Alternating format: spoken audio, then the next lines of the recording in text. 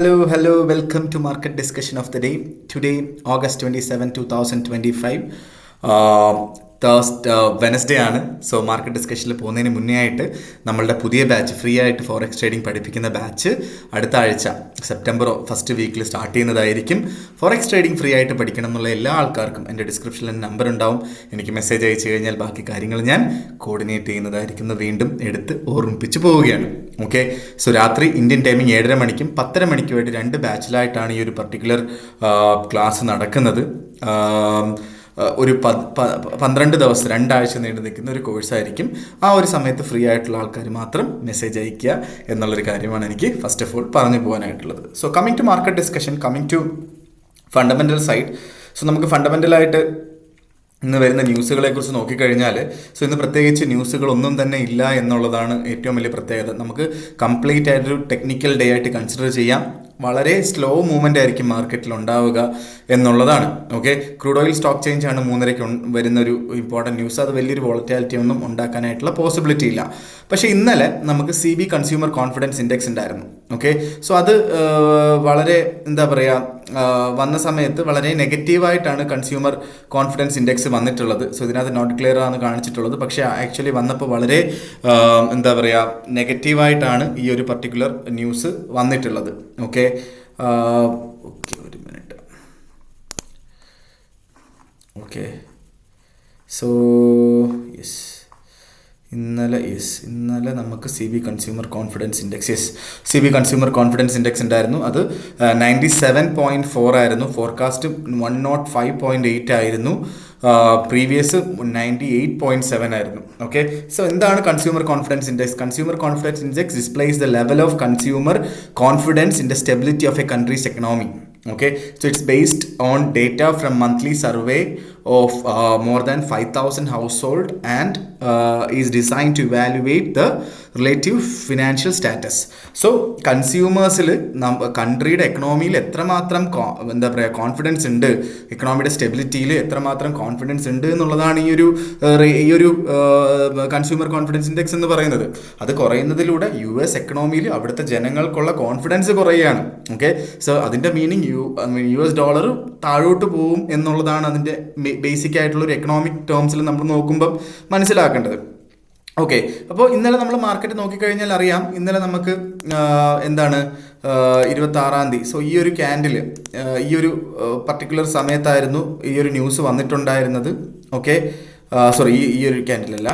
Okay, so actually ഈ ഒരു ക്യാൻഡിലായിരുന്നു. Okay, so ഈ ഒരു ക്യാൻഡിൽ നിങ്ങൾ കണ്ടാൽ അറിയാം 3370 അവിടെ ഇന്നലത്തെ ലോയുടെ അടുത്തൊക്കെ പോയതിന് ശേഷം മാർക്കറ്റ് ഇതാ ഈ ഒരു ക്യാൻഡിൽ 3389 വരെ കൊണ്ടുപോയിട്ടുണ്ട്. ഓക്കെ, സോ ഈ 2 ക്യാൻഡിൽ ഓക്കെ ന്യൂസ് കഴിഞ്ഞിട്ട്, അതായത് റേഞ്ച് വിട്ട് 80ൻ്റെ മുകളിലോട്ട് റേഞ്ച് വിട്ട് കൊണ്ടുപോകാനായിട്ടുള്ളൊരു പവർ ആ ഒരു ന്യൂസിന് ഉണ്ടാവുകയും അത് വീണ്ടും 3394 വരെ ആ ഒരു മാർക്കറ്റ് പോവുകയും ചെയ്തു എന്നുള്ളൊരു കാര്യം നമുക്ക് മനസ്സിലാക്കാം. ഓക്കെ, സോ ബേസിക്കലി നമ്മൾ മനസ്സിലാക്കേണ്ട കാര്യം എന്താ വെച്ചാൽ, ഇതിലും ഇമ്പോർട്ടൻ്റ് ആയിട്ട് നമ്മൾ മനസ്സിലാക്കേണ്ട കാര്യം എന്താ വെച്ചാൽ, ഈ പറയുന്ന ന്യൂസ് വന്ന സമയത്തും വലിയൊരു മൂവ്മെൻറ്റ് ഉണ്ടായില്ല. സോ അതിനടുത്തുള്ളൊരു ക്യാൻഡിലായിരുന്നു വലിയൊരു മൂവ്മെൻറ്റ് ഉണ്ടായത്.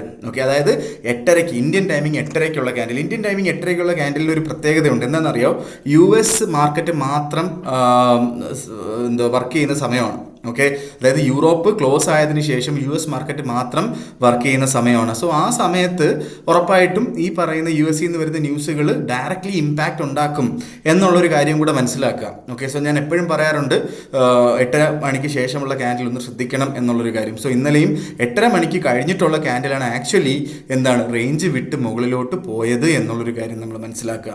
ഓക്കെ, സോ ഇതാണ് എനിക്ക് ഫസ്റ്റ് ഓഫ് ഓൾ നമ്മുടെ കലണ്ടർ ബേസ് ചെയ്തിട്ട് പറയാനായിട്ടുള്ള ഇന്നലെ വന്നിട്ടുള്ള മെയിനായിട്ടുള്ള ഒരു ന്യൂസിനെ കുറിച്ച് പറയാനായിട്ട്. ഇന്ന് നമുക്ക് ഞാൻ ഓൾറെഡി പറഞ്ഞത് എന്താണ്, ഇന്ന് നമുക്കൊരു ടോട്ടലി ടെക്നിക്കൽ ഡേ ആയിട്ട് കൺസിഡർ ചെയ്യാമെന്ന്. പക്ഷേ എനിക്ക് വളരെ ഇമ്പോർട്ടൻ്റ് ആയിട്ട് പറയാനായിട്ടുള്ളൊരു കാര്യം, ഇന്ന് ഒരു ട്രേഡിനകത്തും പോയി സ്റ്റക്ക് ആവാതിരിക്കുക എന്നുള്ള കാര്യമാണ്. കാരണം നമുക്ക് നാളെ GDP അനൗൺസ്മെൻറ്റ് വരുന്നുണ്ട് എന്നുള്ളൊരു കാര്യം മറക്കാതിരിക്കുക. ഉച്ചയ്ക്ക് UK ടൈമിംഗ് 1:30 മണിക്കാണ് ഈ പറയുന്ന GDP അനൗൺസ്മെൻറ്റിൻ്റെ ന്യൂസ് വരുന്നത്. ഉറപ്പായിട്ടും മാർക്കറ്റ് വേറെ ഏതെങ്കിലും ഒരു ദിശയിലോട്ട് പോകാനായിട്ടുള്ള പോസിബിലിറ്റി ഉണ്ട്. സോ നമ്മൾ കുറേ കാലത്തെ ന്യൂസുകൾ എടുത്ത് നോക്കുമ്പോൾ ഇപ്പോൾ നോൺ ഫാം പേറോൾ ആയിക്കോട്ടെ, റീറ്റെയിൽ സെയിൽസ്, കഴിഞ്ഞ ആഴ്ച എന്താ പറയുക ഫെഡ് ചെയറിൻ്റെ സ്പീച്ച്, ഇതിലൊക്കെ നമുക്ക് ഇൻഡിക്കേഷൻ കിട്ടിയത് US ഡോളർ താഴോട്ട് പോകും എന്നുള്ള കാര്യവും ഗോൾഡും അതിന് US ഡോളറിന് അഗെയിൻസ്റ്റ് ആയിട്ട് നിൽക്കുന്ന GBP USD അതേപോലെ യൂറോ USD ഇതെല്ലാം മുകളിലോട്ട് പോകും എന്നുള്ളൊരു കാര്യമാണ് നമുക്ക് മനസ്സിലാക്കാൻ പറ്റിയത് അല്ലേ. സോ അതനുസരിച്ചിട്ടാണെങ്കിൽ നാളെ ചിലപ്പം ഗോൾഡ് മുകളിലോട്ട് പോകാനുള്ള പോസിബിലിറ്റി ഉണ്ട്. ഇത് ഞാൻ പറയുന്നത് കേട്ടിട്ട് നിങ്ങൾ ഇപ്പം തന്നെ അയ്യോ ലോവർ റേറ്റിൽ മേടിക്കാം എന്നുള്ളൊരു ചിന്തയൊന്നും വേണ്ട കേട്ടോ. നാളെ മാറി നിൽക്കുക എന്നുള്ളത് തന്നെയാണ് എനിക്ക് പറയാനായിട്ടുള്ളത്. പക്ഷേ നേരത്തെ വന്നിട്ടുള്ള ന്യൂസുകൾ വെച്ചിട്ട് മാർക്കറ്റ് US ഡോളറിന് നെഗറ്റീവായിട്ട് വരാനായിട്ടുള്ള പോസിബിലിറ്റി ആയിരിക്കാം കൂടുതലുള്ളത്, എനിക്കറിയില്ല. ഓക്കെ, അങ്ങനെയാണെങ്കിൽ മാർക്കറ്റ് ഒന്നും കൂടെ മുകളിലോട്ട് പോവുകയും 3430 എത്താനായിട്ടുള്ള പോസിബിലിറ്റി വളരെ കൂടുതലാണ് എന്നുള്ളൊരു കാര്യം കൂടെ മനസ്സിലാക്കിയിരിക്കുക. ഓക്കെ, സോ ഇതാണ് എനിക്ക് ഫസ്റ്റ് ഓഫ് ഓൾ നമ്മളുടെ ന്യൂസ് ബേസ്ഡ് ചെയ്തിട്ട് പറയാനായിട്ടുള്ള കാര്യം. ഓക്കെ, സോ മറ്റന്നാൾ നമുക്ക് ജപ്പാനിൽ നിന്ന് റീറ്റെയിൽ സെയിൽസ് ഉണ്ട്. രാത്രി UK ടൈമിംഗ് 12:50 ഈ ന്യൂസ് വരുന്നത്. ഓക്കെ, സോ മറ്റന്നാൾ വേറെ പ്രത്യേകിച്ച് വലിയ ന്യൂസുകളൊന്നും അതിന് ശേഷമില്ല. കോർ PC ഈ ചെറിയൊരു വോളറ്റാലിറ്റി ഉണ്ടാക്കും എന്നല്ലാതെ വേറെ വലിയ രീതിയിലുള്ള ന്യൂസുകളൊന്നും തന്നെ ഇല്ല. സോ നാളെ നമുക്ക് GDP അനൗൺസ്മെൻ്റ് ആണ് നമുക്ക് ഏറ്റവും ഇമ്പോർട്ടൻ്റ് ആയിട്ട് നമ്മൾ കൺസിഡർ ചെയ്ത് പോകേണ്ട ന്യൂസ് എന്നുള്ളൊരു കാര്യം ഞാൻ എടുത്ത് ഓർമ്മിപ്പിച്ച് പോവുകയാണ്. Okay, so coming to technical side, first of all നമുക്ക് ടെക്നിക്കൽ സൈഡിലോട്ട് പോകുന്നതിന് മുന്നേയായിട്ട് എനിക്ക് വളരെ ഇമ്പോർട്ടൻ്റ് ആയിട്ടുള്ളൊരു കാര്യം പറയാനുള്ളത് എന്താ വെച്ചാൽ, പല ആൾക്കാരും പല പുതിയ ബ്രോക്കേഴ്സ് നോക്കുന്നുണ്ട്. കാരണം പല ബ്രോക്കേഴ്സിനും ഇന്ത്യയിൽ വിഡ്രോവൽസിന് പ്രശ്നമുണ്ട് എന്നുള്ളത് കൊണ്ടിട്ട്. സോ നിങ്ങൾ മനസ്സിലാക്കേണ്ട കാര്യം, നിങ്ങൾ ഏത് ബ്രോക്കർ ചൂസ് ചെയ്തോ, ഓക്കെ, ഇപ്പം നിങ്ങൾ ആരെങ്കിലും വിളിച്ച് പറഞ്ഞൊരു ബ്രോക്കറിൻ്റെ കാര്യം പറയുമ്പോൾ നിങ്ങൾ ആ ബ്രോക്കറിനെ പറ്റി ഒരു സ്റ്റഡി നടത്തിയതിന് ശേഷം മാത്രമേ അതിൽ പൈസ ഇടാനായിട്ട് പാടുള്ളൂ. കാരണം ഒരുപാട് ബ്രോക്കേഴ്സ് എന്താ പറയുക, ഒരുപാട് ഫ്രോഡ് പരിപാടികൾ ചെയ്തുകൊണ്ടിരിക്കുന്ന ഒരു സമയം കൂടെയാണ് ഇപ്പോൾ. ഓക്കെ, ഒരുപാട് ബി ബ്രോക്കേഴ്സ് റൺ ചെയ്യുന്നുണ്ട്. Okay, first of all okay, പലരും പറയും ഇവിടെ ലണ്ടനിൽ ഓഫീസുണ്ട്, UAE ഓഫീസുണ്ട്. UAE ഒരുപാട് കമ്പനികളുണ്ട്, പക്ഷേ രജിസ്റ്റേർഡ് ആയിട്ടുള്ള വളരെ ചുരുക്കം കമ്പനികൾ മാത്രമേ ഉള്ളൂ.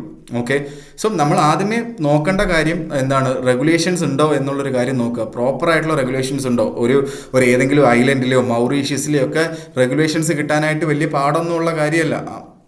അതൊക്കെ എളുപ്പത്തിൽ കിട്ടാം. പ്രോപ്പറായിട്ടുള്ള UAE ബേസ്ഡ് റെഗുലേഷൻ ഉണ്ടോ, UK ബേസ്ഡ് റെഗുലേഷൻ ഉണ്ടോ എന്നൊക്കെയുള്ള കാര്യം ഫസ്റ്റ് ഓഫ് ഓൾ നമ്മൾ നോക്കണം. ഓക്കെ, സോ പറ്റുവാണെങ്കിൽ ആ ഒരു ബ്രോക്കറിൽ നമ്മുടെ ഫണ്ട് ഇൻഷുർ ചെയ്യുന്നുണ്ടോ എന്നുള്ളൊരു കാര്യമൊക്കെ നോക്കിയിട്ട് വേണം നമ്മളൊരു ബ്രോക്കറിലോട്ട് എടുത്ത് ചാടാനായിട്ട്. ഓക്കെ, സോ അതിനുശേഷം അവരുടെ സ്പ്രെഡ് നോക്കണം, സ്പ്രെഡ് എത്രയാണെന്നുള്ളൊരു കാര്യം നോക്കണം. ഇതിന് ശേഷം മാത്രമേ ഒരു ബ്രോക്കറിലോട്ട് എടുത്ത് ചെയ്യാനായിട്ട് പാടുള്ളൂ. ഓക്കെ, സോ അല്ലാതെ വെറുതെ ഓക്കെ ട്രേഡിംഗ് അറിയാമെന്ന് പറഞ്ഞിട്ട് ആരെങ്കിലും പറയുന്നതിൻ്റെ പേരിൽ എടുത്ത് ചെയ്യാതിരിക്കുക. അപ്പം എനിക്ക് സജസ്റ്റ് ചെയ്തു തരാനായിട്ടുള്ളൊരു ബ്രോക്കർ എന്താ വെച്ചാൽ, ഞാൻ യൂസ് ചെയ്യുന്ന ബ്രോക്കർ തന്നെയാണ് സ്റ്റാർ ട്രേഡർ എന്നാണ് ഈ ഒരു ബ്രോക്കറിൻ്റെ പേര്. നിങ്ങൾക്ക് തന്നെ സെർച്ച് ചെയ്ത് നോക്കാം സ്റ്റാർ ട്രേഡറിനെ പറ്റി. UK റെഗുലേഷൻസ്, UAE റെഗുലേഷൻസ്, അതേപോലെ $100,000 വരെ നമ്മുടെ ലോയ്ഡ്സ് ബാങ്ക് ഇൻഷുർ ചെയ്യുന്നുണ്ട്. അതിൻ്റെ കൂടെ ടൈറ്റ് സ്പ്രെഡും സ്വാപ്പ് ഫ്രീ അക്കൗണ്ട് വരെ ഇവർ പ്രൊവൈഡ് ചെയ്യുന്നുണ്ട്. അതിൻ്റെ കൂടെ നല്ല ബോണസും പ്രൊവൈഡ് ചെയ്യുന്നുണ്ട് ഇവർ.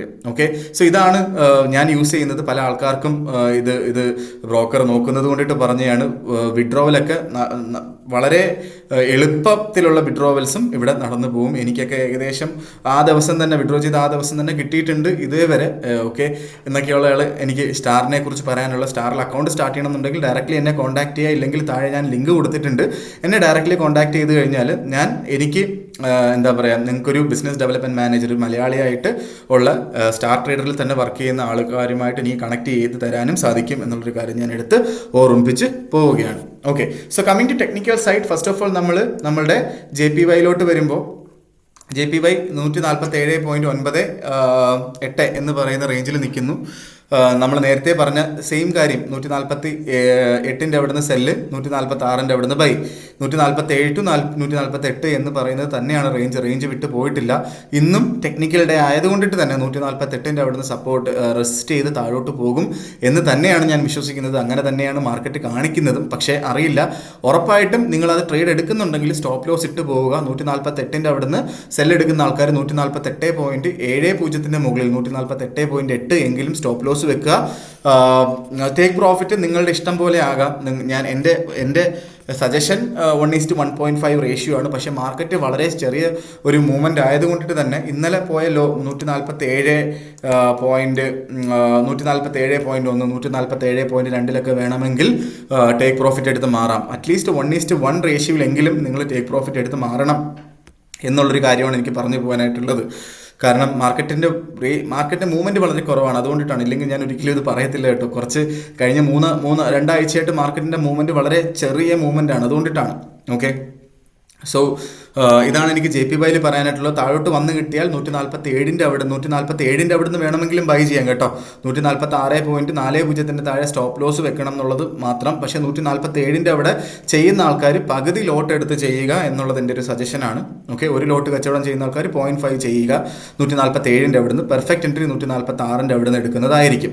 ഓക്കെ, 146 വരെ എത്തുമെന്നൊന്നും എനിക്കറിയില്ല. പക്ഷേ എന്നിരുന്നാലും 148 അടി ഇപ്പം നിൽക്കുന്ന അടുത്തുനിന്ന് സെല്ലെടുത്ത് കഴിഞ്ഞാലും തെറ്റില്ലാത്തൊരു കാര്യമാണ് എന്നുള്ളൊരു കാര്യം ഞാൻ എടുത്ത് പറഞ്ഞു പോവുകയാണ്. ഓക്കെ, നേരെ നമ്മൾ യൂറോയിലോട്ട് വരുമ്പം യൂറോ ഇപ്പം 1.15882 നിൽക്കുന്നു. 1.1500 പെൻഡിങ് ഓർഡർ എടുത്ത് വെച്ചാലും തെറ്റില്ലാത്ത കാര്യമാണ്. 1.1500 അവിടെ നിന്ന് ബൈ എടുക്കുന്ന ആൾക്കാർ 1.1440 താഴെ സ്റ്റോപ്പ് ലോസ് വെക്കണം, നിർബന്ധമായിട്ടും വെച്ച് മുന്നോട്ട് പോകണം എന്നുള്ളൊരു കാര്യം എനിക്കെടുത്ത് പറയാനായിട്ടുള്ളത്. പിന്നീട് പൊളിറ്റിക്കൽ സൈഡിൽ നിന്ന് കുറച്ച് അൺസർട്ടനിറ്റി ഫ്രാൻസിൽ നിന്ന് നടക്കുന്നുണ്ട്. അത് ആ ഒരു ന്യൂസൊക്കെ അപ്ഡേറ്റഡ് ആയിട്ടിരിക്കുക. ഓക്കെ, സോ അത് എന്താ പറയുക, അത് ഉറപ്പായിട്ടും അങ്ങനെ ഒരു അൺസർട്ടനിറ്റി ഉണ്ടായി കഴിഞ്ഞാൽ ഉറപ്പായിട്ടും അത് മാർക്കറ്റിനെ, പ്രത്യേകിച്ച് യൂറോനെ അഫക്റ്റ് ചെയ്യാനുള്ള പോസിബിലിറ്റി ഉണ്ട്. അങ്ങനെയാണെങ്കിൽ മാർക്കറ്റ് താഴോട്ട് 1.15 ചിലപ്പോൾ റെസിസ്റ്റ് ചെയ്യാനും ഉള്ള പോസിബിലിറ്റി കുറവാണ്. സോ അതുകൊണ്ടിട്ട് തന്നെ ആ ഒരു പൊളിറ്റിക്കൽ ഇഷ്യൂ നിൽക്കാൻ ഞാൻ നിങ്ങളോട് സജസ്റ്റ് ചെയ്യുന്നത് പകുതി ലോട്ട് എടുത്ത് ചെയ്യുക എന്നുള്ളൊരു കാര്യമാണ് ഞാനിപ്പോൾ സജസ്റ്റ് ചെയ്ത് പോകുന്നത്. ഓക്കെ, സോ അതേപോലെ നമ്മൾ GBPയിലോട്ട് വരുമ്പോൾ GBP ഇപ്പോൾ കറന്റ് ട്രേഡ് ചെയ്തുകൊണ്ടിരിക്കുന്നത് 1.34396 എന്ന് പറയുന്ന റേഞ്ചിലാണ്.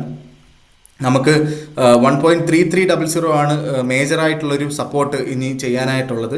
പക്ഷേ എന്നിരുന്നാലും 1.3400 ഇത് അവിടെ നിന്ന് ബൈ എടുക്കുന്ന ആൾക്കാർക്കും തെറ്റില്ലാത്തൊരു ബൈ ആണ്. 1.3400 എന്ന് പറയുന്ന എൻട്രി അവിടെ കിട്ടിയാൽ ഓക്കെ, അങ്ങനെ ചെയ്യുന്ന 1.3400 അവിടെ ബൈ ചെയ്യുന്ന ആൾക്കാർ 1.3340 താഴെ സ്റ്റോപ്പ് ലോസ് വെക്കണം, നിർബന്ധമായിട്ടും സ്റ്റോപ്പ് ലോസ് വെക്കണം എന്നുള്ളൊരു കാര്യം എടുത്ത് ഓർമ്മിപ്പിച്ച് പോവുകയാണ്. ഓക്കെ, ഇതാണ് എനിക്ക് GBPയുടെ കാര്യത്തിനകത്ത് പറയാനുള്ളത്. ഇല്ലെങ്കിൽ വെയിറ്റ് ചെയ്യുക, 1.3300 അവിടെ നിന്ന് ബൈ ചെയ്ത് മുന്നോട്ട് പോവുക.